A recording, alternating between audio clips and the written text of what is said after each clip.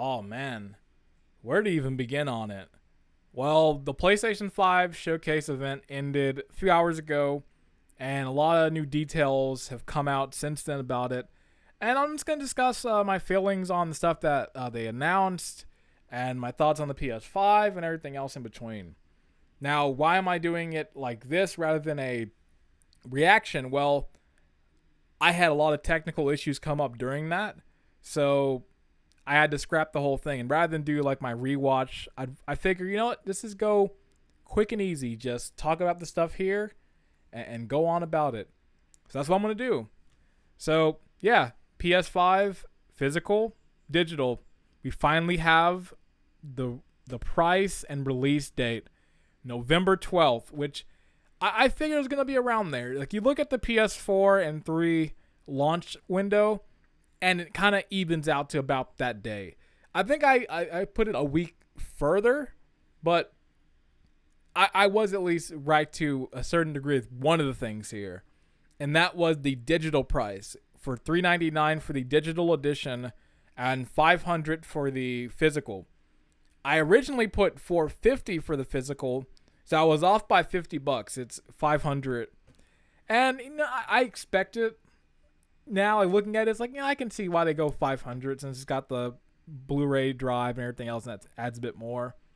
But now it kind of puts it next to Microsoft at the same price point. But the one thing I will say with doing that, Sony definitely comes out a bit stronger here since they have a stronger software leap right there. Even though the Series X in performance and specs is a higher system, the software comes out and really has the higher advantage on that sense. And that's really what gets me with the PS5 is the software, the games that are coming to it.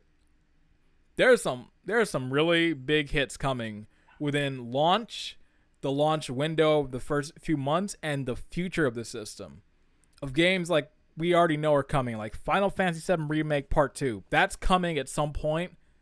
I'm getting a PS5 easily for that when that comes out. But you know what? Until that time comes, I will have a Final Fantasy game to play. And that's Final Fantasy 16. It got announced. It was rumored for a few days. And I was like, that'd be a cool announcement. And it was. It was cool. Very surprising, too. Like, at first when they showed it, I was like, it looks like the Final Fantasy MMOs a little bit. But then that gameplay started rolling out, and I'm like, oh no, this ain't an MMO. Because this is reminding me of a fast-paced action game. Like, it gives me like Platinum Games and Devil May Cry vibes in a lot of ways. And it looked pretty cool. I'm definitely looking forward to seeing where that game goes. The only thing that I'm a little sad about is that we probably will never see another turn-based Final Fantasy game ever again. But I am happy to at least see that they are trying some new things. And I will always be all right with that because, Final Fantasy 12 tried something new. And it worked out in that case for me at least. I liked Final Fantasy 12 a lot. So I'm looking forward to seeing where this goes. I will definitely say in the graphics department, it's probably not like, damn, this is a PS5 game. But the gameplay's got it for me. And plus I already know that the main team where all the money's going is definitely Final Fantasy VII Remake. But that's a story for another day. The other game they revealed that was kind of the other big bombshell is we just have confirmation that God of War is getting a sequel, God of War Ragnarok, which I figured it was going to get a sequel because the first game left itself open for it. And I think I was more surprised, like, wow, it's really soon. I figured we wouldn't get this announcement till like either next year or the year after that.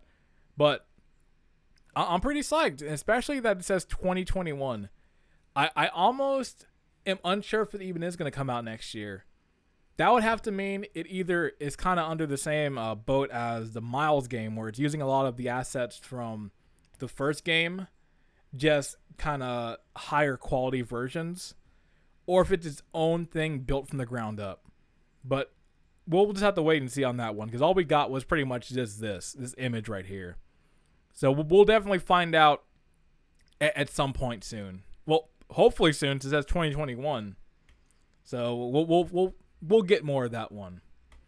And another announcement that is going to come to the other consoles, but I was really happy to see this, was Devil May Cry 5 Special Edition.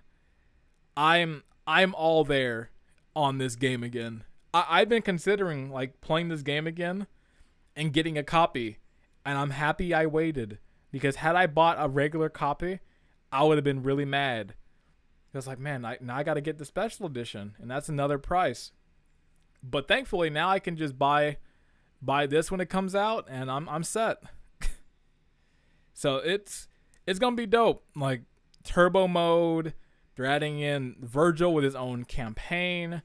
It's getting a lot of performance upgrades. So for those that have like faster refresh rate TVs, you can play 120, 1080. You can play 4K 30 for those who want that graphical leap. But honestly, it's like, hey, it's Devil May Cry 5. I'm down to play it whenever. Whether it's 1080p 30, 1080p 60, I will always get back on this game. This game was fantastic. And another game I do want to mention is Demon's Souls, because we got to see gameplay of it, and this is a PS5 launch day title. So it's coming out very soon. The one thing I will say about the gameplay on it, it does look really good. Graphically, Blue Point knocks it out of the park. It looks great. Gameplay, I have to see more of. I felt like maybe it was just me, but the physics felt a bit off in some way. It didn't have that weight like it usually does for a Demon's Souls and like for Dark Souls and that. But maybe it was just me. Maybe if I see more gameplay and I kind of get a better idea of it, maybe it won't be as bad, but maybe, I don't know. I'll have to wait and see on that one, honestly. And I guess the last thing I will mention, the last two things, is they also announced this too, PlayStation Plus Collection.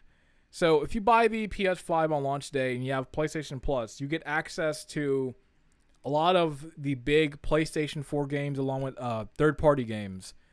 So like you get God of War, you get Last of Us Remastered, Uncharted 4, Fallout 4, Ratchet and Clank, that game, and a bunch of other games like Persona 5. Like you have a really good lineup of games. Like you don't even have to buy games on launch, and you already have a really solid collection. Like I'm honestly psyched to get back on. Where's it at? I'm psyched to get back on Bloodborne. I'm psyched to get back on God of War, because I didn't finish a lot of the stuff in that game. Monster Hunter World, like it's sick. So that alone is really dope. I guess this is gonna be their way of like going against Game Pass, which I do like. This is cool. I wonder if they're gonna expand upon it, like as they get more rights to certain games. Because I'd love to see like Knack 1, Knack 2, hopefully Knack 3, but we'll just have to wait and see on that one. And the final thing I will mention is kind of the weird down note is that games are going to start getting a bit more pricey, because Demon's Souls and Destruction All-Stars are going to be $70 at launch.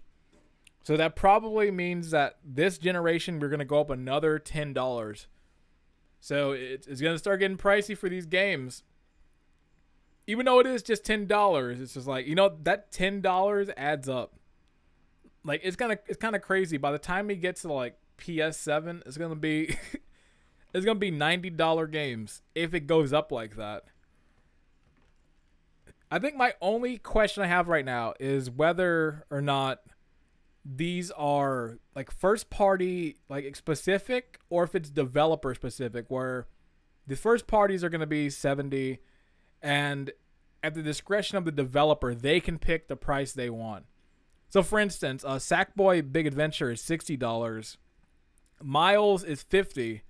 Demon's Souls is $70. Even though this game is $70 as well. So, it's kind of really vague right now. Well, it'll definitely be a thing to see next year. When some of the bigger titles comes out. And all it's really leading me to right now is that I'm going to have to start waiting on games a bit longer and wait for them to get on sale so I can get them on deals. Because I see it now, like a game will come out and then like 3 months later you'll see it on sale for $40. I might have to start waiting for that next generation. Because spending $70 each month on the games it ain't cheap. It is not cheap at all. But we'll have to wait and see on that.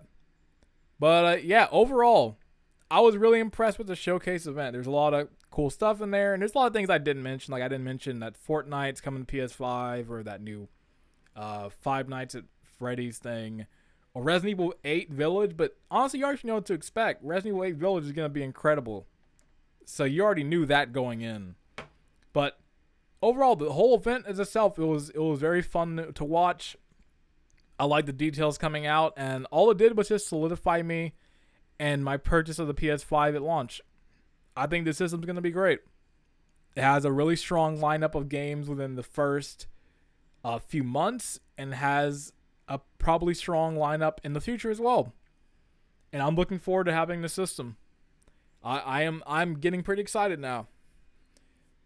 I just want to see the UI, but you know what? I'll take that hit, and I'll just have to wait for when the system's out.